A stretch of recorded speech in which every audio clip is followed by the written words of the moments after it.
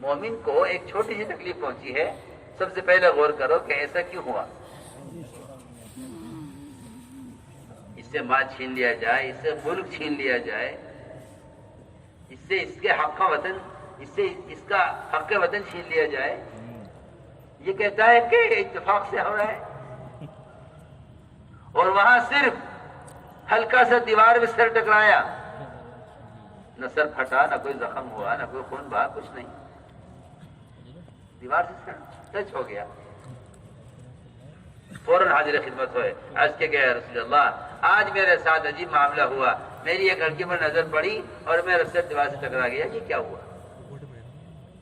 سوال. اور ہماری بے حسی اور ہماری بے حسی اور ہماری جہالت اور ہماری غفلت کہ ملک ٹکرا جائیں، ٹرین ٹکرا جائیں، جہاز ٹکرا جائیں، گاڑیاں ٹکرا جائیں، حکام عوام ٹکرا جائیں، انہیں اپنی بدعملیوں کا خیال نہیں آتا. سوچو تو صحیح. وہاں ایک صغیرہ گناہ چھوٹا سا، اس لیے فرمایا کہ ہاں مومن کی شان تو یہی ہے کہ جب اس کے کاروبار میں، اس کے ملک میں، اس کے مال میں، اس کی ملازمت میں، اس کی سرمایہ داری میں کسی بھی طرح کا کوئی جھٹکا اللہ لائیں گے، چاہے وہ جھٹکا لانے کے لیے اللہ جس کو چاہے استعمال کریں.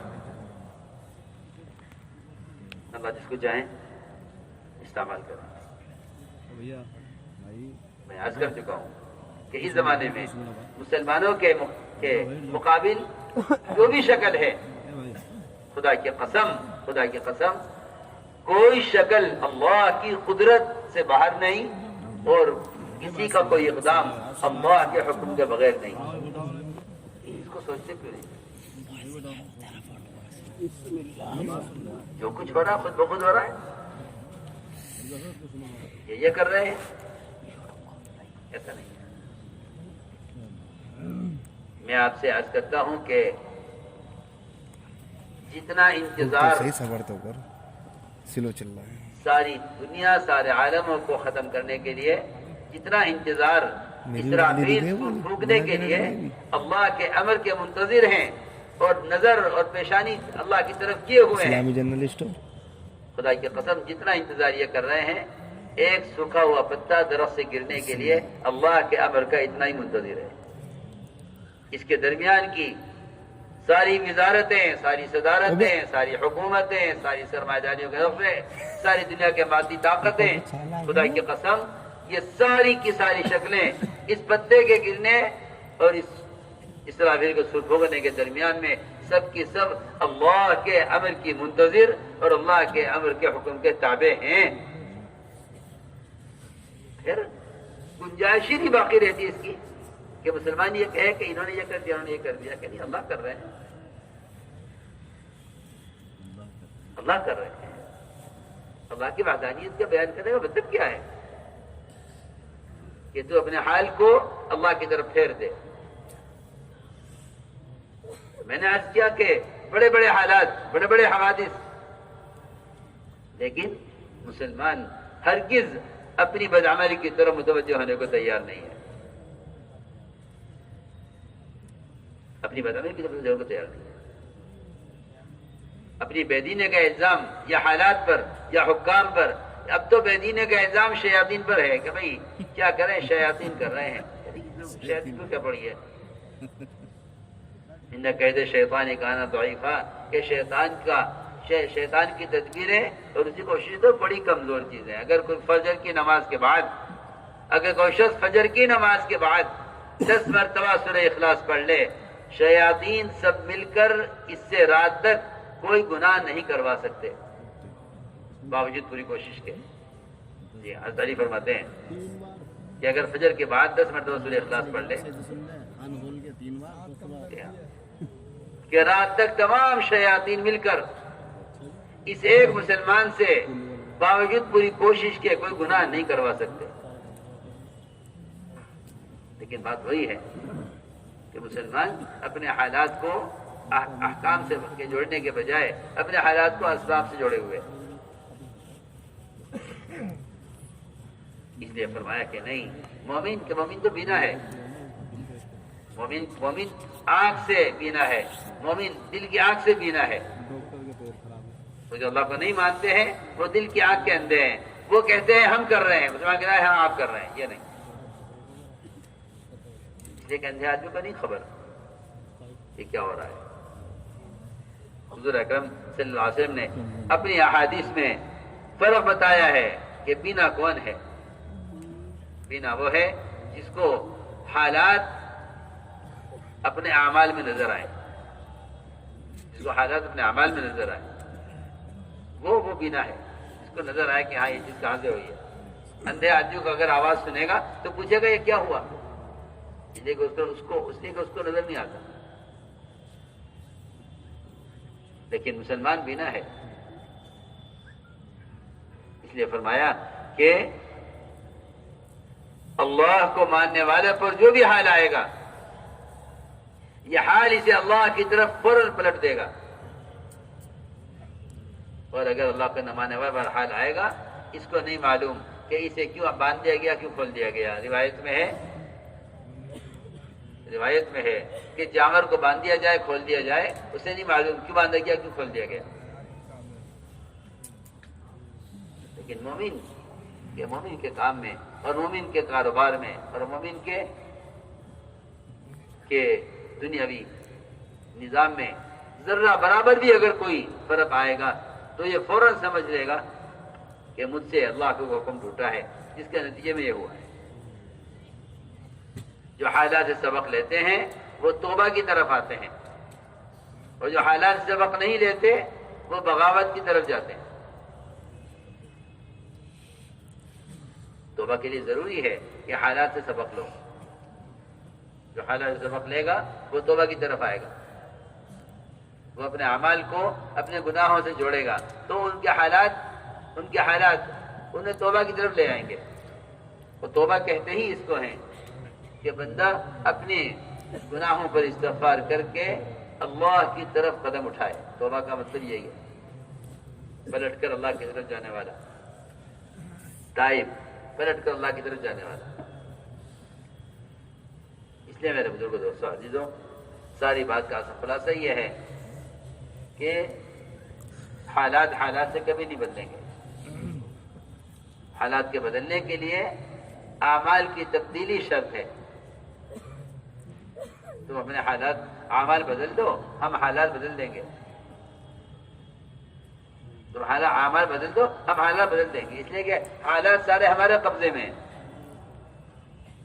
حالات سب اللہ کے قبضے میں ہیں، اللہ کے غیر کے ہاتھ میں کچھ نہیں ہے۔ تو پریشانی ہے کہ وہ، میں کیا عرض کروں، خوشامد بھی ان کی کرتا ہے جن کے ہاتھ میں مسئلہ سمجھتا ہے کہ ان کی خوشامد کرو، ان کے ہاتھ میں ہے۔ کیا عرض کروں، جو یہ کہتا ہے کہ فلاں کرنے والا ہے، اس کا یہ کہنا ہی اس کرنے والے کو قوت دیتا ہے۔ اگر مسلمان یہ کہے کہ نہیں اللہ کرنے والے ہیں، تو حدیث میں آتا ہے کہ جو اس یقین پر آ جائے گا اللہ اس کو اپنے غیر کے حوالے نہیں کریں گے، کہتا ہے میں کرنے والا ہوں تو چلو میں کرتا ہوں۔ اور اگر یہ اللہ کے غیر کو کہتا ہے کہ ان سے ہوتا ہے تو میں یقینی طور پر عرض کرتا ہوں کہ اللہ تعالیٰ ایسوں کو غیروں کے حوالے کر دیتے ہیں۔ اب تم جانو جسے تمہیں امید ہے وہ جانے۔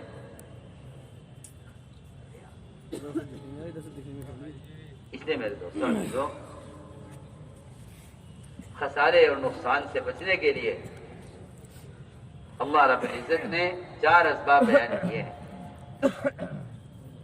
فرمایا اگر یہ 4 کام مسلمان کرے گا تو یہ ہر زمانے میں خسارے سے بچے گا، اور اگر یہ 4 کام نہیں کرے گا تو یہ ہر زمانے میں خسارے میں رہے گا۔ اگر یہ 4 کام کرتا ہے تو یہ ہر زمانے میں خسارے سے بچے گا، اور اگر یہ 4 کام نہیں کرتا تو یہ ہر زمانے میں خسارے میں رہے گا۔ سب سے پہلی شرط یہ ہے کہ اللہ پر ایمان لاؤ۔ اللہ نے فرمایا خسارے سے وہ بچیں گے جو اللہ پر ایمان لائیں۔ الا الذین آمنوا، اس لیے کہ میں عرض کر چکا کہ ایمان کے بغیر جتنے وعدے دنیا میں مسلمانوں سے ہیں یہ وعدے پورے نہیں ہوں گے. ایمان کے بغیر جو وعدے دنیا میں ہیں مسلمان سے یہ وعدے اللہ پورے نہیں کریں گے. اگر مسلمان یہ دیکھے کہ غیروں کو وہ سب کچھ حاصل ہے جو ہمیں حاصل نہیں ہے تو یہ تو بہت آسان سی بات ہے. یہ تو بہت آسان سی بات ہے سمجھنا. اگر مسلمان یہ کہے کہ غیروں کو سب کچھ حاصل ہے ہمارے پاس نہیں ہے، اس الجھن کو، اس غلط سوال کو اور اس غلط سوچ کو ختم کرنے کے لیے سب سے آسان راستہ، سب سے آسان بات یہ ہے کہ مسلمان یہ سوچے کہ جو اللہ کو نہ مان کر جہنم میں جائیں گے، کیا وہ وہاں تمہاری جنت کے طالب اور اس کو امیدوار ہوں گے؟ سوچو. اگر مسلمان دنیا میں یہ سوچے کہ جو ان کے پاس ہے ہمارے پاس کیوں نہیں ہے، تو جب وہ اپنی جیل میں ہوں گے تو کیا وہ اس کی امید کریں گے کہ جو جنت میں نعمتیں ہیں وہ نعمتیں ہمیں جہنم میں ملیں؟ ہم تو حیران ہیں کہ اس زمانے کا مسلمان غیروں کو اپنی ابدی جنت کی طرف لانے کے بجائے ان کی چھوٹی سی حقیر ختم ہونے والی دنیا کو حاصل کرنے کی کوشش میں ہے. یہ ہمیں کیسے ملے؟ یہ ہمیں کیسے ملے؟ اس لیے ایمان کی سب سے پہلی علامت اور ایمان کا سب سے پہلا تقاضا یہ ہے کہ جو کچھ ان کے پاس ہے پہلے تم اس سے اپنی نظر ہٹاؤ. اس لیے کہ وہ آدمی آخرت کا طالب ہو نہیں سکتا جو دنیا کا طالب ہے. وہ آخرت کا طالب نہیں ہو سکتا جو دنیا کا طالب ہے. کہ سب سے پہلے اپنی نظر کو اس سے ہٹاؤ. یہاں کوشش اور تمنا اور ساری دوڑ دھوپ اس کے لیے ہو رہی ہے کہ جو ان کے پاس ہے وہ ہمارے پاس کیسے آئے. حالانکہ کوشش بات ہی کرنی چاہیے تھی، کوشش کی کرنی چاہیے تھی کہ جو کچھ ہمارے پاس ہے، جو اللہ کا وعدہ ہم سے ہے دنیا میں امن اور سکون کا اور چین اور راحت کا اور آخرت ہمیشہ کی جنتوں کا، اس چین اور راحت کی زندگی پر یہ کیسے آ جائے؟ بجائے اس کے کہ یہ کوشش کر کے انہیں اپنی جنت کی طرف لاتا،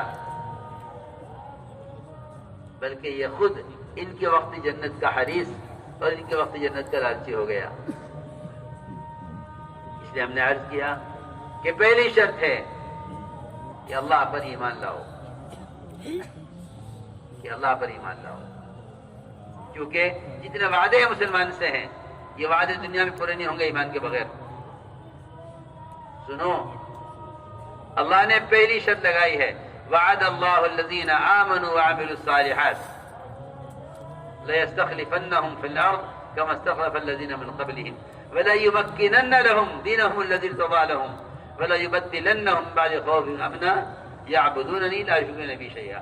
یہ پوری آیت غور کر کے سمجھنے کی ہے کہ اللہ نے وعدہ کیا ہے ایمان والوں سے اور وعدہ کیا ہے اللہ تعالیٰ کے حکموں کو پورا کرنے والوں سے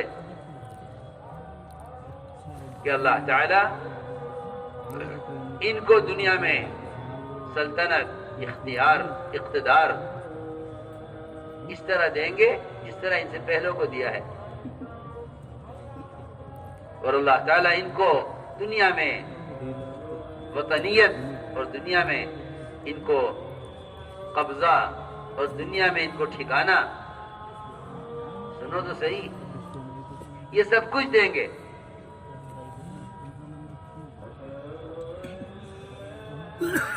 لیکن شرط یہ ہے کہ اللہ تعالیٰ جس دین سے راضی ہیں، اللہ نے جو دین تمہارے لیے متعین کیا ہے تم اپنے آپ کو اس دین کے تابع اور اس کے پابند بناؤ. تو تم سے اس کا وعدہ ہے. شرط یہ ہے کہ میرے ساتھ شرک نہیں کریں گے اور میرے علاوہ کسی کی عبادت نہیں کریں گے، یعنی میرے سوا کسی کی بات نہیں مانیں گے. میرے سوا کسی کی بات نہیں مانیں گے. یعبدوننی لا یشرکون بی شیئا, میری عبادت کریں گے, میری بات مانیں گے, میرے غیر کی بات نہیں مانیں گے. تو میرا وعدہ ہے ان سے کہ میں ان کو دنیا میں سلطنت, اقتدار, تمکن, وطن یہ سب کچھ دے دوں گا. ورنہ اگر انہوں نے ذات پورا نہ کیا تو یہ خود اپنے گھر میں بے گھر ہوں گے. صاف تو اپنے گھر میں بے گھر, یہ اپنے گھر میں بے گھر ہوں, سیدھی بات ہے. اس لیے ایمان پر اللہ کی طرف سے ان وعدوں کے پورا ہونے کا, ان وعدوں کے پورا کرنے کا جو ضابطہ ہے وہ سب سے بنیادی چیز ایمان ہے کہ جو اللہ پر ایمان لائیں گے اللہ وعدے ان کے لیے پورا کریں گے. میں نے عرض کیا ایمان سب سے پہلی شرط ہے, یہ پہلی شرط ہے یہ کہ ہم وعدے پورے کریں گے ایمان والوں کے لیے جو ہمارے وعدوں کا یقین کریں. اس لیے حضور اکرم صلی اللہ علیہ وسلم صحابہ سے جو وعدہ کرتے تھے, صحابہ اس وعدے کے پورا ہونے کا ایسے انتظار کرتے تھے جیسے رات کا سونے والا صبح سورج نکلنے کا انتظار کرتا ہے. یہ یقینی بات ہے کہ جو وعدہ ہے پورا ہو کر رہے گا. حضور اکرم صلی اللہ علیہ وسلم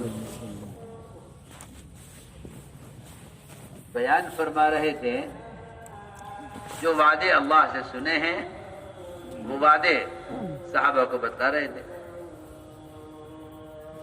اس لیے کہ جو وعدہ اللہ کرتے تھے آپ سے, آپ وہ وعدہ فوراً صحابہ کو بتاتے تھے کہ یہ ہوگا. سنو میری بات توجہ سے,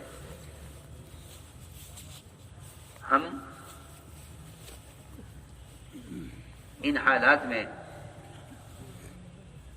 اللہ کے غیر کو, ان حالات میں اللہ کے غیر کے وعدوں کا یقین کرتے ہیں اور وعدے جھٹلانے والوں کو ان کے وعدے یاد دلاتے ہیں. جی آپ نے یہ وعدہ کیا تھا, آپ نے یہ وعدہ کیا تھا. سنو میں کیا کہہ رہا ہوں. ہم وعدہ خلافی کرنے والوں کو ان کے وعدے یاد دلاتے ہیں.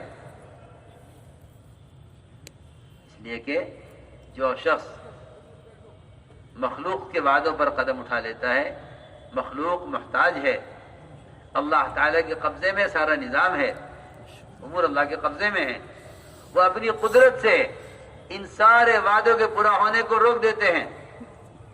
مسلمان یوں پریشان ہوتا ہے کہ جب انہوں نے ہم سے وعدہ کیا تھا, انہوں نے وعدہ پورا کیوں نہیں کیا. کیا بتاؤں, خبر نہیں کہنے کی بات ہے یا نہیں.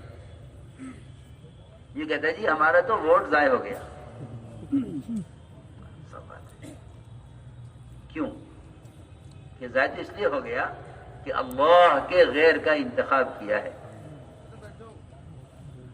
سیدھی بات ہے, سب بات صاف تو بحث کرنا. جن وعدوں کی بنیاد پر انتخاب کیا تھا ان وعدوں کا پورا ہونا ہے, خدا کی قسم اس انتخاب پر نہیں تھا. ان وعدوں کا پورا ہونا تمہارے بدن سے نکلنے والے